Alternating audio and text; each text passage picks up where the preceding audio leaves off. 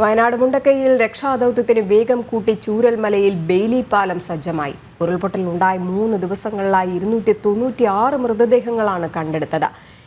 എന്നാൽ ശക്തമായ മഴ തുടരുന്നതിനാൽ ഇന്നത്തെ തിരച്ചിൽ അവസാനിപ്പിച്ചു. നാളെ പുലർച്ചെ ദൗത്യം പുനരാരംഭിക്കും. ദുരന്തമുഖത്ത് നിന്നും ടീം ജനം ചേരുന്നുണ്ട്. ആദ്യം അരുൺ കൊടുങ്ങൂരിലേക്കാണ്. അരുൺ, ഇന്നും ഭയാനകമായ കണ്ണലിയിപ്പിക്കുന്ന കാഴ്ചകൾ തന്നെയാണ് ലോകം മൊത്തം കണ്ടത്. കേരളം നടുങ്ങുന്ന കാഴ്ചകൾ. മരണസംഖ്യ 300-ലോട്ട് അടുത്തിരിക്കുന്നു. 296 പേരാണ് ഇതുവരെ മരിച്ചിരിക്കുന്നത്. ഒപ്പം ഇനിയും ഈ ദുരന്ത ഭൂമിക്കടിയിൽ ചേതനയേറ്റ ശരീരങ്ങളുണ്ട്. അവയ്ക്കായിട്ടുള്ള തിരച്ചിൽ ഇന്നുമുണ്ടായിരുന്നു. ഒപ്പം പ്രതീക്ഷയേകിക്കൊണ്ട് തന്നെ ബെയിലി പാല നിർമ്മാണം അതിവേഗം പൂർത്തിയാക്കി സൈന്യം. സൈന്യത്തിന് വലിയൊരു സല്യൂട്ട് നൽകണം. ആ ഒരു പ്രതീക്ഷ, ഞാൻ പറഞ്ഞതുപോലെ തന്നെ ആ ഒരു പ്രതീക്ഷ നാളെ രാവിലെ മുതൽ നമുക്ക് കാണാനാകും. അപ്പം തന്നെ ഈ ദുരന്തമുഖത്ത് ഇനി ഒരാൾ പോലും ജീവനോടെ ഇല്ല എന്നുള്ളൊരു കാര്യം കൂടി സംസ്ഥാന സർക്കാരിനെ സൈന്യം അറിയിച്ചിട്ടുണ്ട്. ഇനി എന്ത് എന്നുള്ള ചോദ്യങ്ങൾ ബാക്കിയാക്കിക്കൊണ്ട് ഈ ദുരിതാശ്വാസ ക്യാമ്പുകളിലെ ജനങ്ങളും തുടരുന്നു.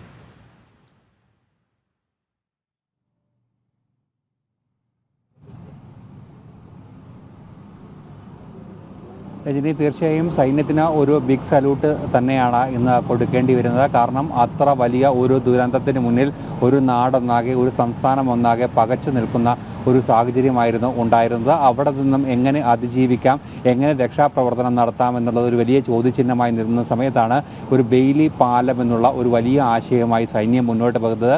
ദ്രുതഗതിയിൽ ശരവേഗത്തിൽ തന്നെ ഈ പാലം നിർമ്മിച്ച് മുന്നോട്ട് പോയി. എന്തായാലും നാളെ മുതൽ തന്നെ ബെയിലി പാലത്തിലൂടെ ഈ രക്ഷാപ്രവർത്തനം അതീവ വേഗതയിൽ നടത്താൻ കഴിയും എന്നതാണ് ഏറ്റവും ശുഭകരമായ കാര്യം. ഇന്ന് അതിൻ്റെ കൃത്യമായുള്ള പരിശോധനകളൊക്കെ തന്നെ നടക്കുകയും ചെയ്തിരിക്കുന്നു. എന്തായാലും അതിൻ്റെ എല്ലാ വിശദാംശങ്ങളുമായി നമ്മൾ ദുരന്ത ഭൂമിയിൽ ഉണ്ടായിരുന്ന നമ്മുടെ ടീം റിപ്പോർട്ടർമാരെല്ലാം നമുക്കൊപ്പം ചേരും. അതിൽ ഏറ്റവും പ്രധാനമായി പറയേണ്ടത് വലിയ രീതിയിലുള്ള ഒരു പ്രതിസന്ധിയായിരുന്നു ഇന്ന് മഴ ഇവിടെ ഉണ്ടായിരുന്നത്. മഴ വലിയ രീതിയിലുള്ള പ്രതിസന്ധി ഇന്നത്തെ രക്ഷാപ്രവർത്തനത്തിന് ബാധിച്ചു. ഈ പാലം പണിക്ക് അടക്കം വലിയ വിലങ്ങുതടിയായിരുന്നു ഉണ്ടാക്കിയിരുന്നത്. എന്തായാലും ആ ഒരു പ്രദേശത്തെ റിപ്പോർട്ട് ചെയ്തിരുന്നത് അർജുനും മനോജുമാണ്. അവർ തന്നെയാണ് ഈ കാര്യങ്ങൾ ഏറ്റവും പ്രധാനമായി വിശദീകരിക്കുകയും ചെയ്യുന്നത്. എന്തായാലും അതിൽ ഏറ്റവും പ്രധാനമായി എന്ന് ചോദിക്കേണ്ട ഒരു പ്രധാനപ്പെട്ട കാര്യം, ഈ ഒരു ഇനിയും ജീവനോടെയുള്ള ഒരാളും ഈ പ്രദേശത്തില്ല എന്നുള്ള ഒരു വിവരം ഇന്ന് മുഖ്യമന്ത്രി അവലോകന യോഗത്തിൽ പറഞ്ഞിരുന്നു. ആ ഒരു കാര്യം, അതോടൊപ്പം തന്നെ ഇനി ഒരുപാട് ആളുകളെ ഇവിടെ കാണാനുണ്ട് എന്നുള്ള ആശങ്കയുമായി ജനങ്ങൾ വരികയും ചെയ്തിരിക്കുന്നു. അർജുന, അവിടെ നിന്നും കൃത്യമായി മനസ്സിലാക്കാൻ നടത്തിയ കാര്യങ്ങൾ എന്തൊക്കെയാണ്? തീർച്ചയായും അത്തരത്തിൽ കഴിഞ്ഞ ദിവസം നമ്മൾ പറഞ്ഞതുപോലെ തന്നെയാണ് ആ ഒരു പ്രദേശം, മുണ്ടക്കൈ എന്ന പ്രദേശം തന്നെ ഇല്ലാതായിരിക്കുന്ന ഒരു അവസ്ഥയാണ് നമുക്കിപ്പോൾ പറയാൻ കഴിയുന്നത്. അതായത് ചൂരൽമല എന്ന പ്രദേശത്തുള്ള രക്ഷാപ്രവർത്തനം ഏകദേശം നിർത്തിയ നിലയിലാണുള്ളത്. പ്രത്യേകിച്ച് മുണ്ടക്കൈയിൽ മാത്രമാണ് ശ്രദ്ധ കേന്ദ്രീകരിക്കുന്നത് എന്നുള്ളതാണ് നമുക്ക് മനസ്സിലാക്കാൻ കഴിയുന്നത്. അത്തരത്തിൽ ഇന്ന് ബെയിലി പാലം കൂടി നിർമ്മിച്ചതോടുകൂടി നാളെ രക്ഷാപ്രവർത്തനം കൂടുതൽ സജീവമാകുമെന്നാണ് നമുക്ക് മനസ്സിലാക്കാൻ കഴിയുന്നത്. അത്തരത്തിൽ ഇവിടെ ജീവനുകൾ ഇല്ല എന്നുള്ളത് മുഖ്യമന്ത്രി തന്നെ പറഞ്ഞ സ്ഥിതിക്ക് അത്തരത്തിൽ വിശ്വസിക്കുകയാണ് നമുക്ക് ചെയ്യേണ്ടത്.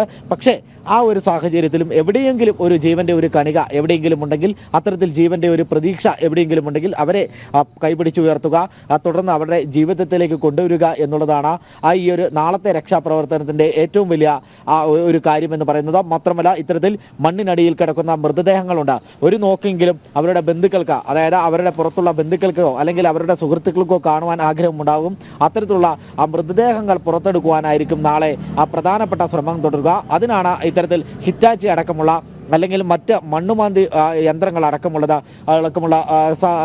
യന്ത്രങ്ങളെല്ലാം ഈ ഒരു സ്ഥലത്തേക്ക്, അതായത് മുണ്ടക്കയുടെ പ്രധാനപ്പെട്ട, അതായത് ഉത്ഭവ കേന്ദ്രം, അതായത് ഉരുളുപൊട്ടി ഉത്ഭവ കേന്ദ്രത്തിലടക്കം ഇത്തരത്തിലുള്ള വീടുകളുണ്ട്. ആ വീടുകളെല്ലാം ഉള്ളത് മണ്ണിനടിയിലാണ്.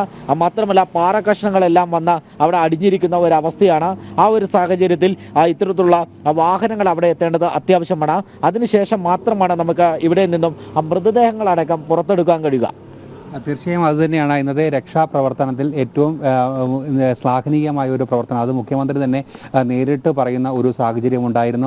അതിലേറ്റവും പ്രധാനപ്പെട്ടത് ഈ ബെയിലി പാലത്തിൻ്റെ നിർമ്മാണം തന്നെയാണ്. നമുക്കറിയാം ഓരോ സമയവും നമ്മൾ തത്സമയം അതിൻ്റെ നിർമ്മാണം കൊടുത്തിരുന്നു. ഒരു ദുരന്ത മുഖത്ത് എത്ര ആർജവത്തോടെയുള്ള ഒരു വലിയ രീതിയിലുള്ള ഒരു പ്രവർത്തനം അതുതന്നെയല്ല ഇന്നത്തെ ഏറ്റവും പ്രധാനപ്പെട്ട കാര്യം. ആ ഒരു പ്രദേശത്തുണ്ടായിരുന്ന മനോജാണ് ഈ നിർമ്മാണവും അതോടൊപ്പം തന്നെ സൈന്യത്തിൻ്റെ ഇന്നത്തെ ഇടപെടലും എങ്ങനെയായിരുന്നു? തീർച്ചയായും വളരെയധികം അതായത് ഒരു ഇടവേളകളില്ലാതെ പോലും ഈ ഒരു നിർമ്മാണ പ്രവർത്തനത്തിൽ ഏർപ്പെടുകയായിരുന്നു അവിടെ എത്തിയിട്ടുള്ള സൈനികരൊക്കെയും. ഈ ഒരു പ്രതിസന്ധി ആദ്യഘട്ടം മുതൽ തന്നെ എങ്ങനെയാണ് ഈ മുണ്ടക്കൈ മേഖലയിലേക്ക് എത്തുക എന്നുള്ള ഒരു പ്രതിസന്ധിയാണ് നിലനിന്നിരുന്നത്.